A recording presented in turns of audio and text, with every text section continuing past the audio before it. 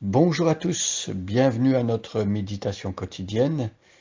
Eh bien, aujourd'hui, nous arrivons à la fin du psaume 127, un beau psaume qu'on appelle un cantique des degrés, un psaume écrit par Salomon qui, dans la Bible, est reconnu pour sa sagesse. Des personnes qui habitaient loin d'Israël ont fait un grand et long voyage pour pouvoir entendre Salomon. Salomon qui n'a pas déçu ces personnes comme la reine de Saba qui s'était déplacée de loin pour pouvoir entendre et voir si effectivement la réputation de Salomon était à la hauteur de tout ce qu'on avait dit de lui. Et de fait, Salomon a été reconnu comme un homme très très sage à son époque. Mais nous savons aujourd'hui dans la Nouvelle Alliance qu'il y a quelqu'un qui est plus grand que Salomon et qui a une plus grande sagesse que Salomon, et c'est Jésus-Christ, c'est le Fils de Dieu, c'est le fils de David, donc dans la lignée de Salomon, lui-même étant fils de David, et Jésus donc est un descendant du roi David. Donc ce psaume 127 nous parle de nos projets, nous parle de ce que l'on construit devant Dieu, et là, on a des promesses magnifiques. On se souvient que quand une personne construit avec Dieu, eh bien, ce qu'il construit va tenir, parce que Dieu affermit l'ouvrage de nos mains, selon ce qui est écrit dans le psaume 90. Mais une personne qui travaillerait très très fort, mais sans tenir compte de Dieu, sans invoquer le nom du Seigneur, sans que Dieu soit dans ses projets, ben, cette personne va être confrontée à cette réalité terrible que tout ce que l'on construit sur la terre finit par se détruire parce que la mort emporte tout. Mais voilà, la bonne nouvelle, c'est que par la résurrection de Jésus-Christ, euh, on peut être ferme, inébranlable et travailler de mieux en mieux à l'œuvre du Seigneur, sachant que notre travail ne sera pas vain dans le Seigneur. C'est 1 Corinthiens chapitre 15, verset 56 qui nous l'affirme. Donc la résurrection de Jésus-Christ vient tout changer par rapport aux projets que l'on a et aux choses que l'on est en train de construire ici-bas sur la terre. Donc la deuxième partie du psaume, on l'a vu depuis quelques jours, nous parle des enfants, nous parle de notre progéniture, de, de ceux qui sont nos héritiers.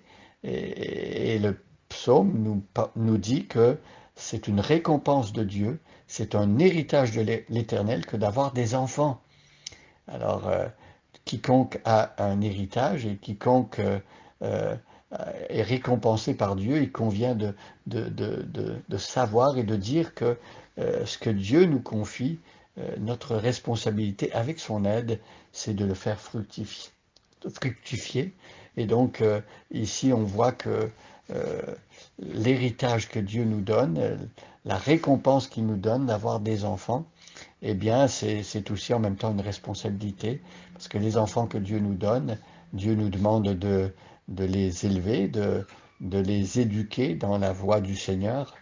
Et donc, à partir du verset 4, hier, on a vu que des enfants qui ont été éduqués selon Dieu, qui ont respecté leurs parents, leur famille, ils vont devenir une grande bénédiction et donc ça devient comme une sorte de protection également. Ici, dans le contexte de l'ancien monde, de l'Antiquité, les enfants étaient aussi des guerriers dans la famille, ils protégeaient les parents si les parents étaient attaqués. Et aujourd'hui, bah, il y a une solidarité générationnelle, on peut dire.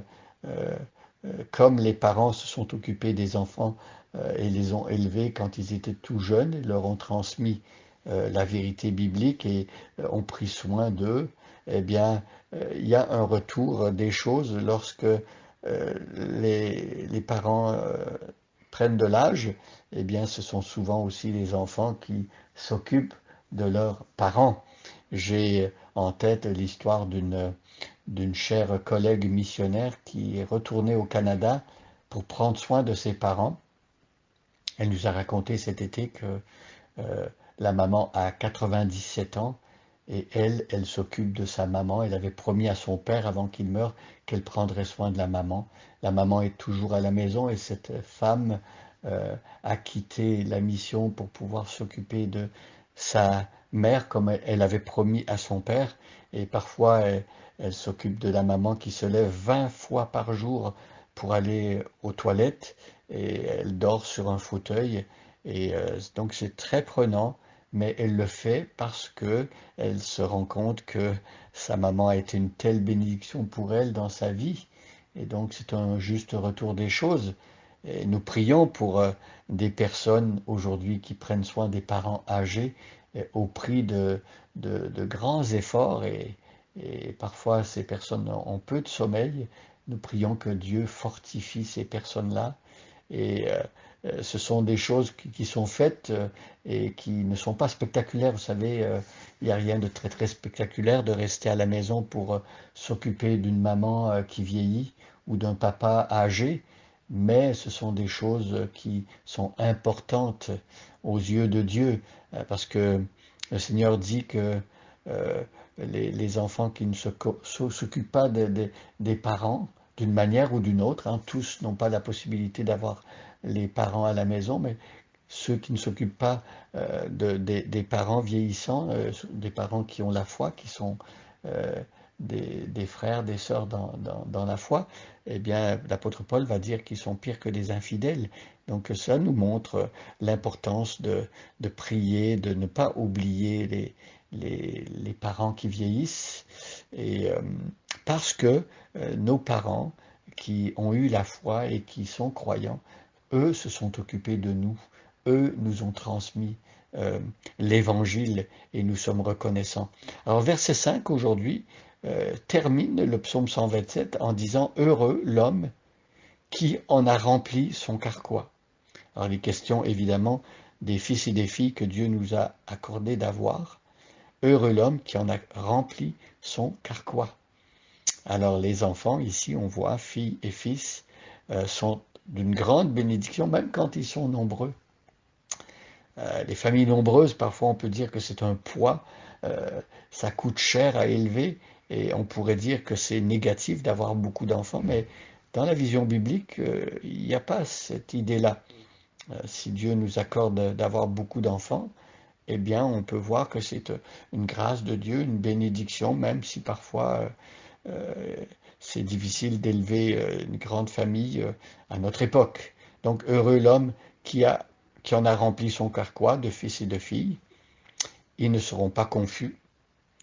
Donc la vision ici que la famille, les enfants vont être une bénédiction. Euh, et quand ils parleront avec des ennemis à la porte. Alors, dans l'ancien monde, dans l'Antiquité, avoir beaucoup d'enfants, c'était un signe de la bénédiction de Dieu. Et lorsqu'on faisait des affaires aux portes de la ville, eh ben, lorsqu'un homme pouvait présenter sa famille, beaucoup d'enfants, ben, il n'était pas confus. C'était une force que de pouvoir se présenter devant des personnes pour transiger, pour négocier, lorsqu'on avait beaucoup d'enfants. Alors la vie est différente aujourd'hui, on a souvent des familles beaucoup plus réduites, mais c'est quand même une bénédiction aujourd'hui de pouvoir élever un, deux, trois, quatre, autant d'enfants que Dieu nous permet d'en avoir. Et on peut remercier le Seigneur pour ses enfants. Remercions aussi le Seigneur si on a des enfants spirituels, si on a des fils et des filles. C'est une grande bénédiction aussi de pouvoir s'occuper de personnes qui vont devenir nos fils et nos filles spirituels, comme par exemple l'apôtre Paul pouvait euh, se réjouir d'avoir eu Timothée, Tite comme fils et spirituel.